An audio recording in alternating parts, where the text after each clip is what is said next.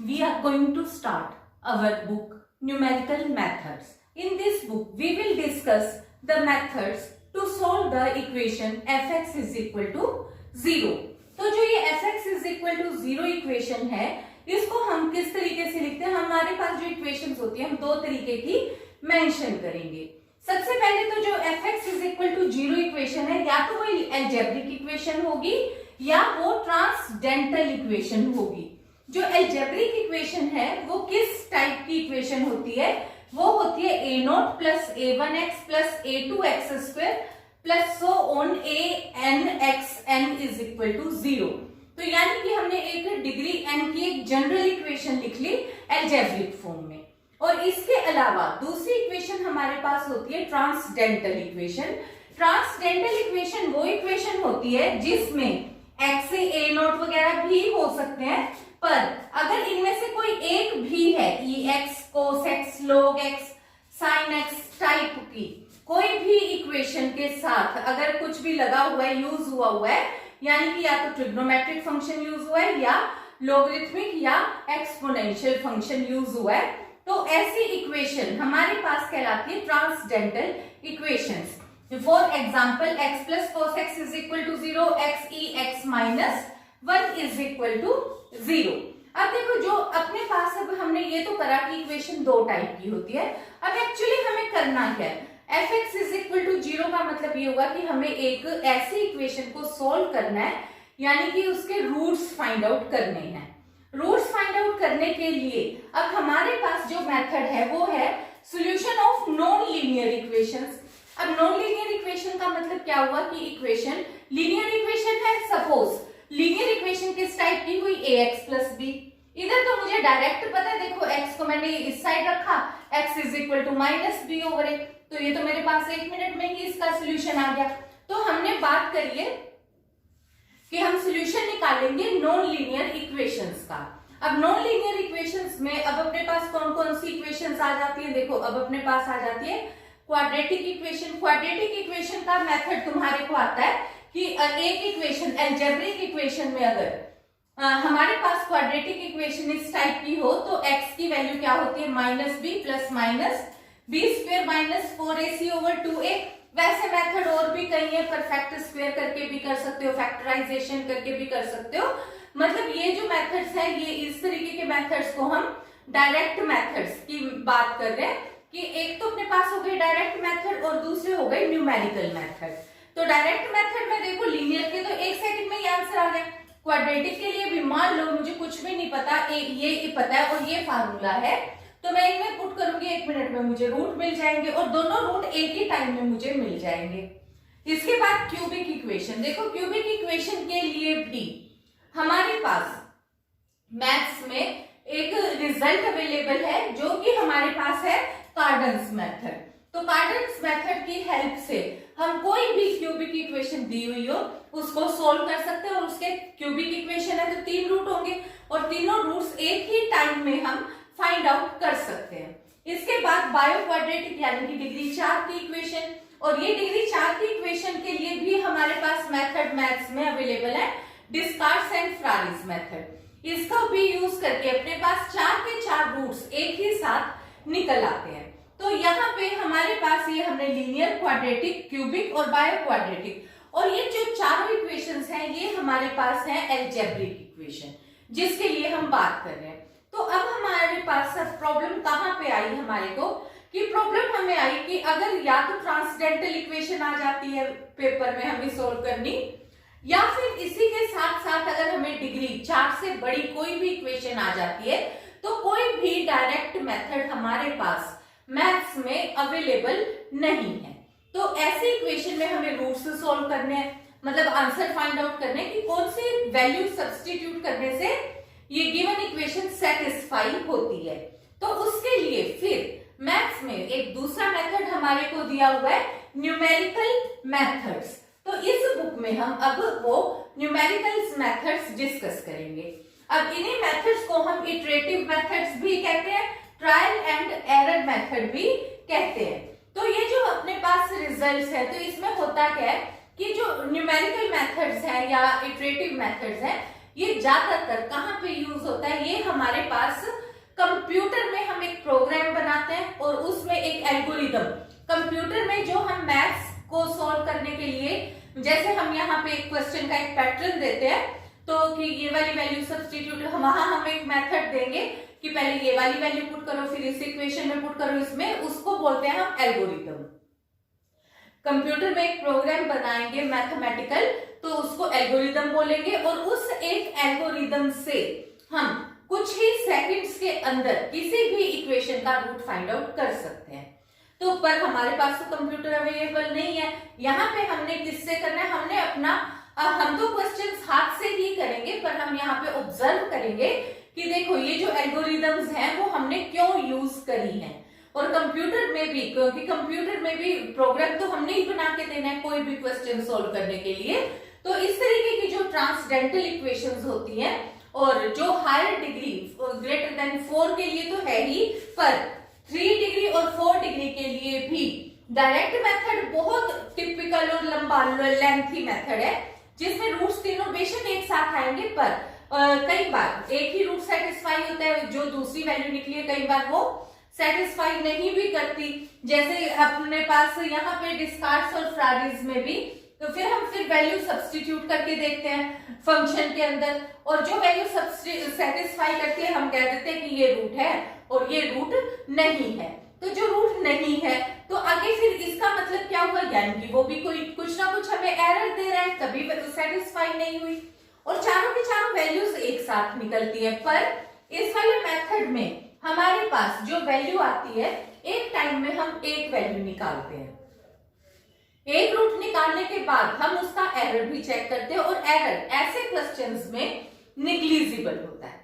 पहले हम एक रूट निकालते हैं, फिर हम चेक कर सकते हैं कि ये वाली वैल्यू, क्योंकि मोर देन, जैसे cos x है, log x है, sin x है, इसमें मोर देन 1 रूट हो सकते हैं। बेशक से ये एक इक्वेशन है, पर इसी एक इक्वेशन के एक से ज्यादा बहुत सारे रूट्स हो सकते हैं, तो वो हम निकालते हैं, एक ही टाइम में हम एक रूट निकालते हैं।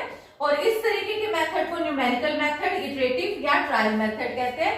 एरर डायरेक्ट मेथड में ज्यादा होता है, और इस वाले मेथड में जो इटरेटिव मेथड है, इनमें निग्लिजिबल एरर हमारे पास आता है। कंप्यूटर का हम एक सॉफ्टवेयर बनाते हैं टाइप से सोल्व करने के लिए, ज्यादा यूज होता है। मतलब न्यूमेरिकल मेथड जो बुक है वो यूज करते हैं, इंजीनियरिंग के बच्चे ज्यादा यूज करते हैं, और खास तौर से कंप्यूटर के प्रोग्राम बनाने के लिए ये बुक ज्यादा यूज होती है। और क्योंकि डेसिमल का भी यहाँ पे एक बहुत इंपॉर्टेंट रोल है, और हम यहाँ पे इसी करके साइंटिफिक कैलकुलेटर तुम्हारे को इस बुक को सोल्व करते हुए अलाउड है। फाइनल पेपर में भी देखो, मैथ्स में जब भी हम काम करते हैं तो हमारे को कैलकुलेटर अलाउड नहीं होता, साइंटिफिक कैलकुलेटर तो अलाउड बिल्कुल भी नहीं होता, पर न्यूमेरिकल मेथड वाली बुक के लिए इसी वजह से हमारे को देखो नॉन प्रोग्रामेबल साइंटिफिक कैलकुलेटर, मतलब कंप्यूटर नहीं तुम लेकर जा सकते, तो क्योंकि आजकल वॉचेस आई हुई हैं और फोन्स वगैरह इस तरीके के कि ना तुम लैपटॉप यूज कर सकते, पर सिंपल साइंटिफिक कैलकुलेटर तुम यूज कर सकते हो। We have to find the root of equation f(x) is equal to 0 by using numerical method। और अब इस काम के लिए हमारे को, क्योंकि अब ये डायरेक्ट मेथड तो है नहीं, तो हम क्या यूज कर रहे हैं, अप्रोक्सीमेशन मेथड। तो अपने को एक इनिशियल अप्रोक्सीमेशन जरूर चाहिए। इनिशियल अप्रोक्सीमेशन का मतलब क्या है कि हम एक ट्राई करेंगे, जैसे जब तुम क्यूबिक इक्वेशन निकालते हो तो क्यूबिक इक्वेशन में तुम हिट एंड ट्रायल मेथड जिसको बोलते हो कि वैल्यू पुट करके देखते रहते हो कि कौन सा रूट इसको सेटिस्फाई करेगा। तो अब वो जो रूट सेटिस्फाई करेगा निकालते हो तुम, तो उसके लिए हम क्या कर रहे हैं कि एक मेथड की अप्रोच लगा रहे हैं कि हम किस मेथड से रूट को जल्दी गैस कर सकते हैं कि ये रूट इसका हो सकता है। तो उसके लिए हमने दो अप्रोचेस यूज करी है। फर्स्ट है एनालिटिकल मेथड और दूसरा है ग्राफिकल मेथड। जो ये एनालिटिकल मेथड है इनिशियल गैस को आइडेंटिफाई करने के लिए, तो ये क्या कहती है थ्योरम, तो एनालिटिकल मेथड में इंटरमीडिएट वैल्यू थ्योरम है हमारे पास, जैसे हमने करी हुई है अपनी लोअर क्लासेस में लाग्रांजेस थ्योरम, रोल्स थ्योरम। तो वहां पे हमारे पास क्वेश्चन क्या था, जैसे रोल्स थ्योरम वगैरह हमने करी, तो पहले अपने पास था कि अगर एक फंक्शन कॉन्टिन्यूअस है f(x), एक कॉन्टिन्यूअस फंक्शन है on closed interval AB and f of A and f of B are of opposite sign, then there must at least exist at least one real root. Real, क्योंकि देखो हम imaginary नहीं discuss कर रहे, हम केवल real root discuss कर रहे हैं। Real root of fx is equal to 0 in the interval a B.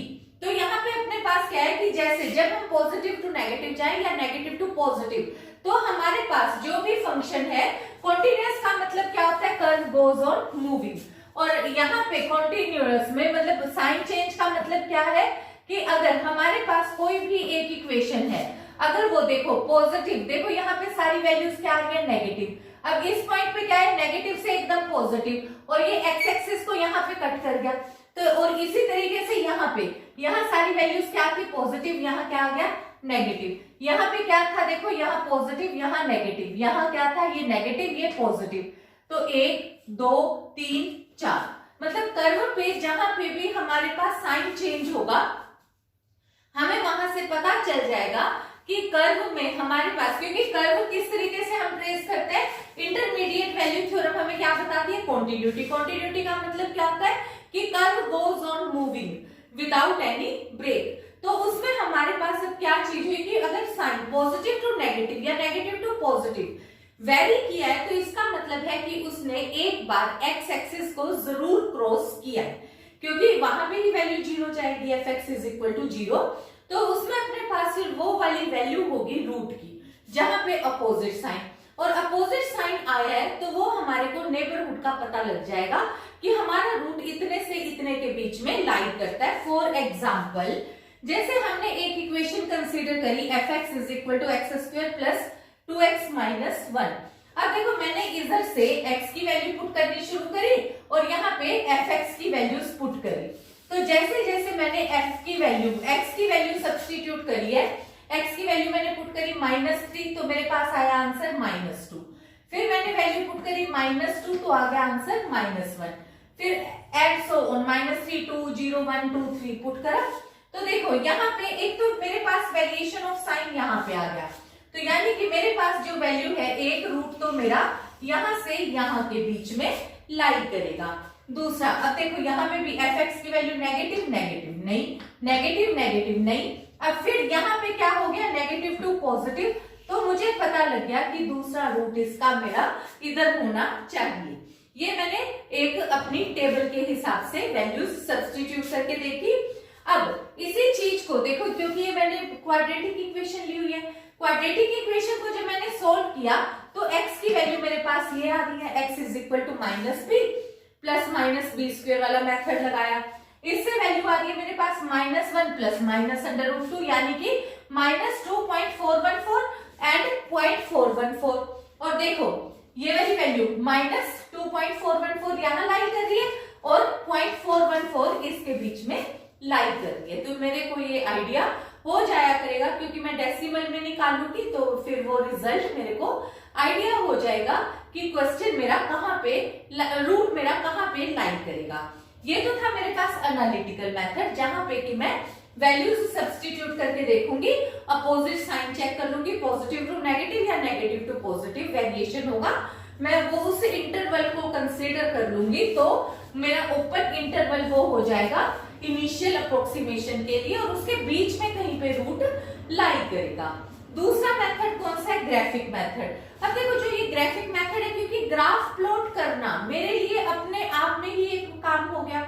अब देखो जैसे यही इक्वेशन थी, तो पहले तो मुझे इसे पैराबोला की शेप देनी पड़ी। पहले मैंने इसको क्या किया, एफ एक्स की जगह पे वाई सब्स्टिट्यूट किया, फिर दोनों जगह पे +2 ऐड कर दिया।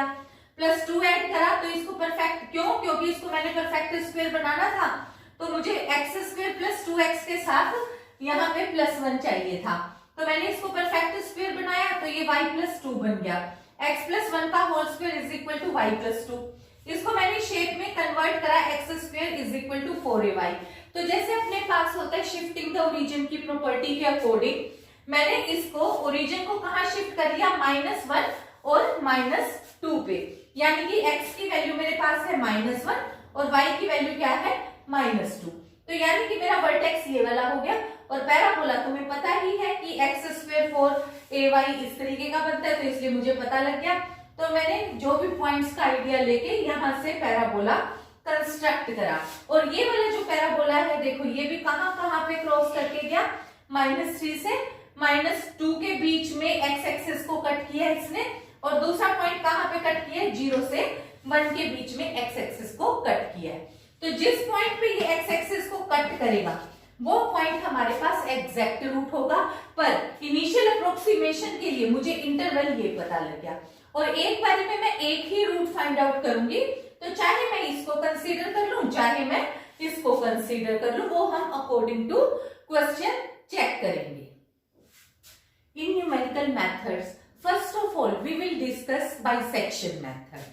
In this method it is based on repeated application of intermediate value theorem, which state that if f is continuous in closed interval ab and f of a and f of b are of opposite sign, then there must exist at least one real root which lies fx is equal to 0 which lies in open interval ab। तो ये भी अभी हमने result किया कि जिसके base पे हमें पता है कि ओपन इंटरवल ab के अंदर एक रूट जरूर लाई करेगा। अब इसका रिपीटेड यूज क्या है, और एक हमने साथ ही करा था ग्राफिक मेथड। देखो, क्योंकि ग्राफिक मेथड अपने आप में ही हमारे को थोड़ा सा कॉम्प्लिकेटेड होता है, तो इसलिए हम ग्राफिक मेथड की बजाय इंटरमीडिएट वाले ये जो मेथड्स हैं इन्हीं को प्रेफर करेंगे। ग्राफिक मेथड हम तभी प्रेफर करते होते हैं अगर मैं सारा काम कंप्यूटर पे करूं। कंप्यूटर पे तो मैं एक एल्गोरिदम में लिखूंगी कर्व और उसका ग्राफ मेरे पास आ जाएगा और मुझे 1 सेकंड में उसका रफ अप्रोक्सीमेशन आ जाएगा। पर यहाँ पे मुझे पहले ग्राफ बनाने के लिए बहुत मेहनत करनी पड़ेगी। तो यहाँ पे मैं प्रेफर करूंगी हर क्वेश्चन में इंटरमीडिएट वैल्यू थ्योरम वाले रूल्स को। तो उसके बेस पे जो सबसे पहले थ्योरम या क्वेश्चन या मेथड है वो हमारे पास है बाइसेक्शन मेथड। बाइसेक्शन मेथड क्या हो गया, एक तरीके से ये मैंने कह दिया कि इंटरमीडिएट वैल्यू थ्योरम ही है, उसी का रिपीटेड यूज है। तो अब इसका मुझे वर्किंग मेथड क्या होगा। वर्किंग मेथड में मैंने अब सबसे पहले जैसे मेरे को एक क्वेश्चन दे दिया कि फाइंड अ रियल रूट, एक रियल रूट फाइंड आउट करना है इस एक क्यूबिक इक्वेशन का by bisection method correct to 3 decimal places. अब देखो, जो हम रूट्स निकालते हैं हमने कहा रियल रूट है। अब रियल रूट में देखो हमारे पास एक तो होते हैं नेचुरल नंबर रूट या कह लो इंटीजर रूट। अब इंटीजर रूट तो है नहीं ना, रैशनल रूट है, तो इरेशनल भी होते हैं क्योंकि जब हम स्क्वायर रूट निकालते हैं तो √2 √3 टाइप के रूट, और वो सारे आएंगे डेसिमल एक्सप्रेशन में, या फिर cos x आ गया या ex आ गया। तो यानी कि अब हमारे को इरेशनल रूट्स में भी बहुत डील करना पड़ता है। तो सारा क्वेश्चन आ जाता है न्यूमेरिकल्स में डेसिमल पे। तो डेसिमल की करेक्शन, तो रूट्स हमें फाइंड आउट करना है। तो यहाँ पे अब हम डेसिमल की करेक्शन चेक करेंगे कि हमारे को एक्यूरेसी लेवल कितना दिया है। देखो, कंप्यूटर में तो जो एक्यूरेसी लेवल है, अगर मैं डेसिमल की बात करूं तो डेसिमल के बाद के 1000 पॉइंट तक भी, 1000, 2000, 5000 तक भी हम निकाल सकते हैं। पर क्योंकि अब हम जो क्वेश्चन कर रहे हैं बाय हैंड कर रहे हैं या फिर with help of scientific calculator, तो जितने भी डेसिमल प्लेसेस तक हमें कहा होगा हम वहीं तक काम करेंगे। तो उसके लिए हमारे को एक ही फार्मूला सिर्फ एक होगा, छोटा सा फार्मूला होगा, उसको बार बार अप्लाई करना होगा।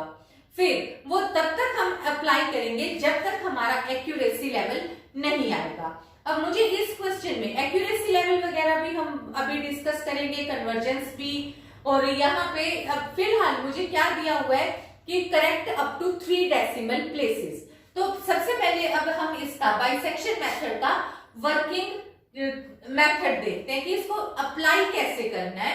तो ये अपने पास मैंने सबसे पहले तो जो भी इक्वेशन दी हुई थी उसको fx कंसीडर कर लिया।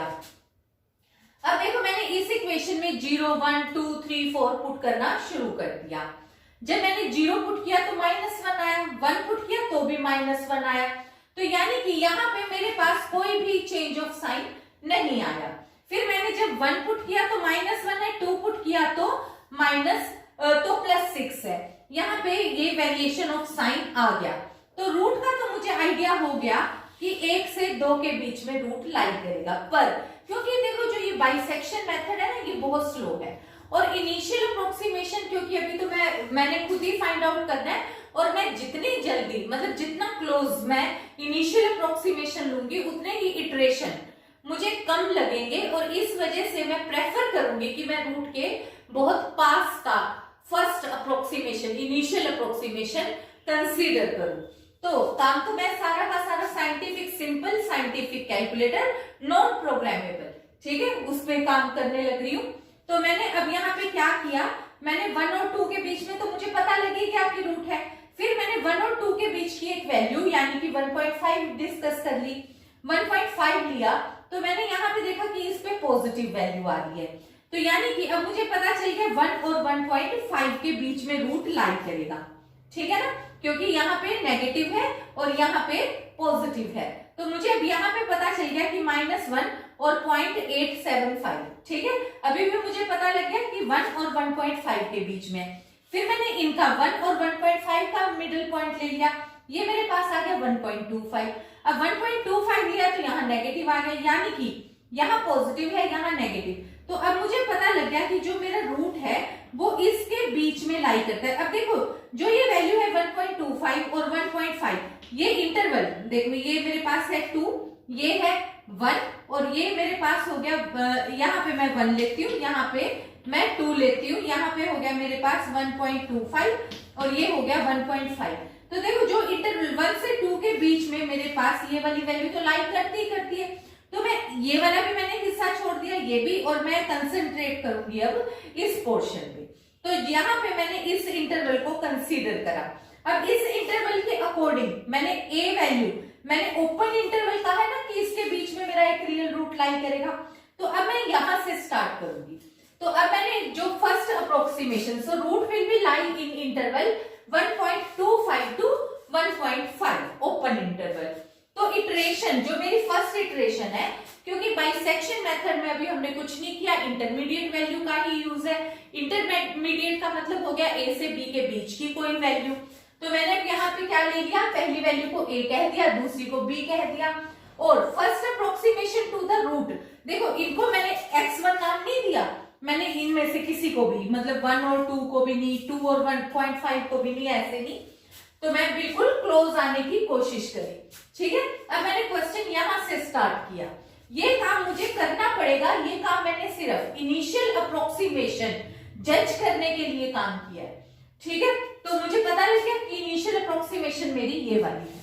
फिर अब इसमें मेरे पास ए और बी की वैल्यू आ गई। फिर first approximation to the root, देखो अब मैंने x1 को किसको नाम दिया है, x1 फर्स्ट अप्रोक्सीमेशन, जो कि इन दोनों का मिड पॉइंट होगा।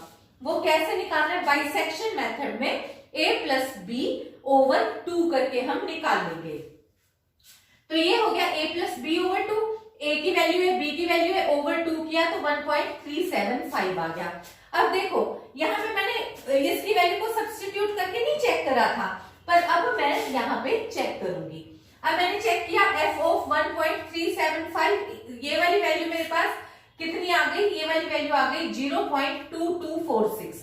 अब ये वाली वैल्यू मेरे पास पॉजिटिव है, तो ये जब मेरे पास वैल्यू पॉजिटिव है तो यहाँ रिजल्ट मैंने चेक किया, ये वैल्यू मैंने f 1.375, ये रिजल्ट मेरे पास कितना है, ग्रेटर देन 0। अब यहाँ पे चेक कर लो कि ये वाली वैल्यू पॉजिटिव है, तो यानी कि इसमें तो हो नहीं सकता, मेरा रूट इसके बीच में तो लाई नहीं कर सकता जो ये वाली वैल्यू है, तो यहाँ तो रूट हो नहीं सकता क्योंकि इस पे भी पॉजिटिव, इस पे भी पॉजिटिव। लेकिन 1.25 से 1.375 के बीच में रूट लाई करेगा। अब देखो ये मेरे पास था 1.25, फिर हो गया 1.375, फिर हो गया 1.5।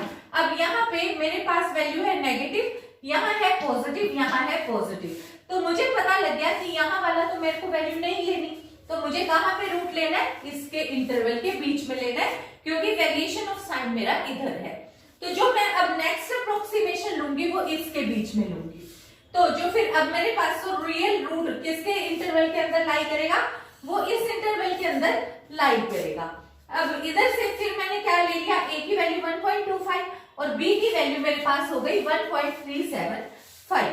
फिर मैंने इन दोनों का मिड पॉइंट निकाला, इस बार ये आ गया मेरे पास 3125। फिर मैंने वैल्यू पुट करी एफ ऑफ एक्स टू में, एफ ऑफ एक्स टू की वैल्यू इस बार मेरे पास आ गई नेगेटिव। तो अब देखो यहाँ पे मैंने पहले वैल्यू ली थी 1.25, 1.25 पे मेरा रिजल्ट कैसा है, नेगेटिव है, और इस पे भी मेरी वैल्यू नेगेटिव है। तो यानी कि अब वैल्यू मेरे पास कितना हो गया 1.25, फिर हो गया यहाँ पे 1.3125, फिर है 1.375। अब ये जो मेरे पास वैल्यू है, यहाँ पे वैल्यू है नेगेटिव, यहाँ पे वैल्यू है नेगेटिव, और यहाँ पे वैल्यू है पॉजिटिव। तो इसका मतलब अब इंटरवल इसके अंदर लाई नहीं करेगा, ठीक है।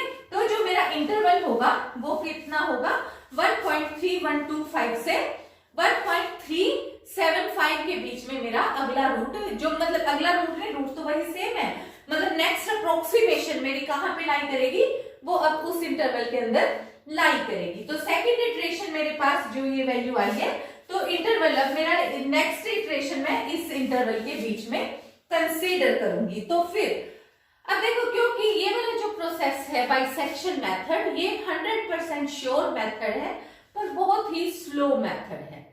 इसको हमें बार बार करते जाना पड़ेगा। कब तक करना पड़ेगा, देखो पहले मैंने आंसर निकाला 25, फिर हुआ 0.5 यहाँ पे, ठीक है, कोई भी डिजिट मैच नहीं करी, फिर 37, यहाँ पे कोई भी मतलब, फिर 31 आ गया, फिर यहाँ पे आ गया 1.31, यहाँ है 37, तो काफी डिफरेंस है। तो अब इस डिफरेंस का मतलब क्या है, देखो फिर मैंने इसी तरीके से x3 वैल्यू निकाली, जैसे मैंने 1 2 निकाली थी, देखो 1 मेरे पास आया 1.375, x2 की वैल्यू मेरे पास आ गई 1.3125, ठीक है।